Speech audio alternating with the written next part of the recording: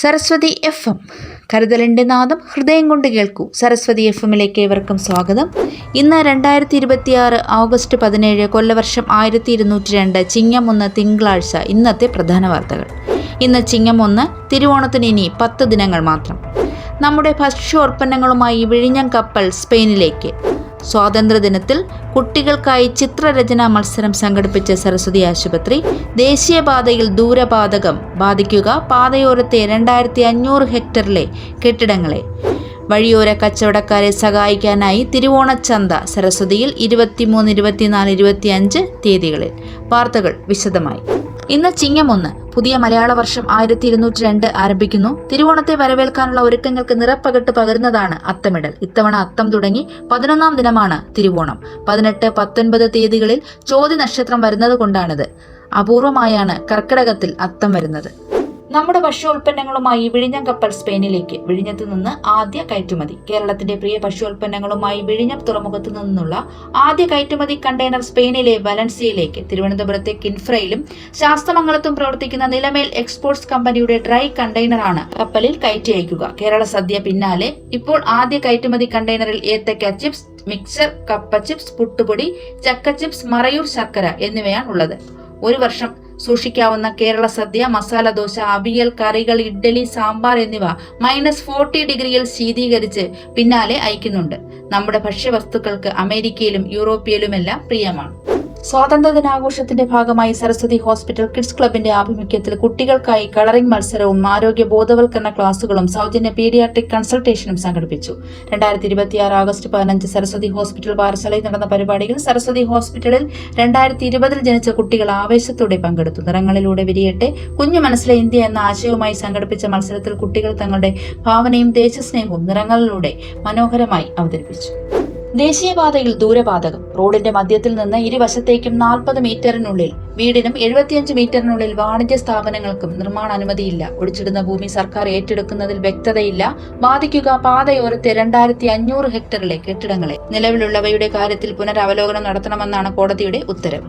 വഴിയോര കച്ചവടക്കാർക്കായി സരസ്വതിയുടെ സരസോണച്ചന്ത ഓഗസ്റ്റ് 23, 24, 25 തീയതികളിൽ. കുറുങ്കുട്ടി മുതൽ പാറശാല, നെടുവാൻവിളയിലെ വഴിയോര കച്ചവടക്കാർക്കും കൈത്തറി മൺപാത്ര നിർമ്മാണ തൊഴിലാളികൾക്കും സരസ്വതിയുടെ ഓണച്ചന്തയിൽ പങ്കാളികളാകാം. സ്റ്റാളുകൾ തികച്ചും സൗജന്യം.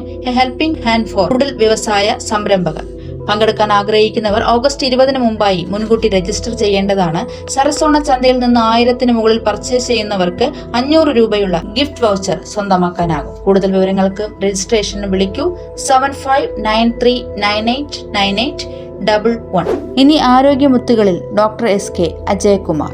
പ്രിയമുള്ളവരെ, ഇന്നത്തെ ആരോഗ്യമുത്തുകളിൽ നമ്മൾ സംസാരിക്കുന്ന വിഷയം മഴക്കാലവും പാദങ്ങളുടെ അല്ലെങ്കിൽ കാലുകളുടെ ആരോഗ്യവും എന്നുള്ളതാണ്. പ്രായമായവർക്ക്, പ്രത്യേകിച്ച് മധ്യവയസ്സിന് മുകളിലുള്ളവർ, ഡയബറ്റിസും കൂടി ഉണ്ടെങ്കിൽ ഇത് വളരെ പ്രധാനമാണ്. മഴക്കാലത്ത് ഏറ്റവും കൂടുതൽ കണ്ടുവരുന്ന കാലിന്റെ പ്രോബ്ലം സെല്ലുലൈറ്റിസ് അഥവാ കാലിൽ ചുവപ്പും നീരും കടുത്ത പനിയും വിറയലും വരുന്ന ബാക്ടീരിയൽ ഇൻഫെക്ഷൻ ആണ്.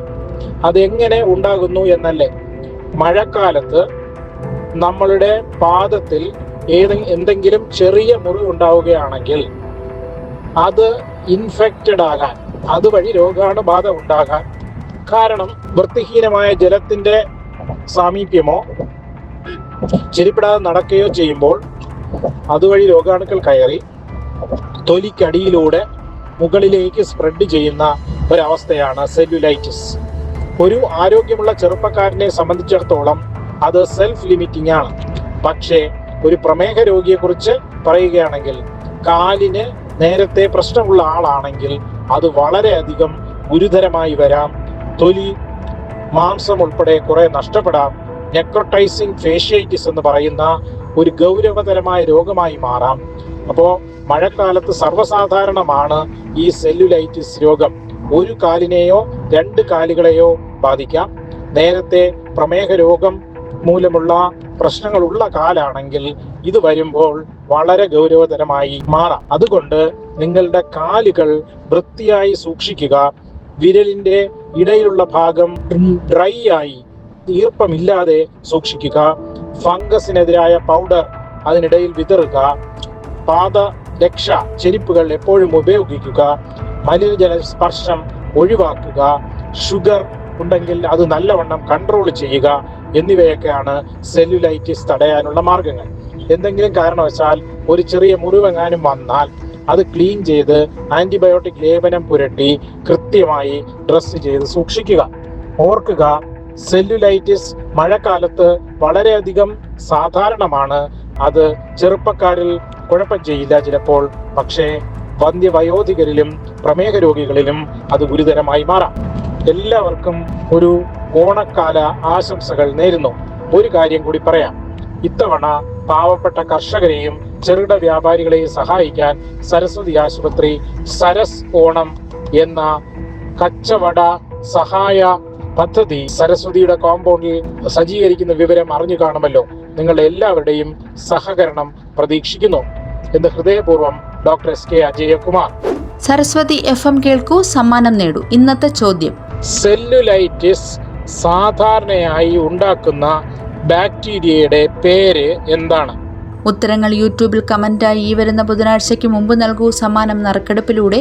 പുതിയ വാർത്തകളും പുതുപുത്തൻ വിശേഷങ്ങളുമായി വീണ്ടും അടുത്തയാഴ്ച വരും വരെ നന്ദി, നമസ്കാരം. സരസ്വതി FM കരുതലിന്റെ നാദം ഹൃദയം കൊണ്ട് കേൾക്കൂ.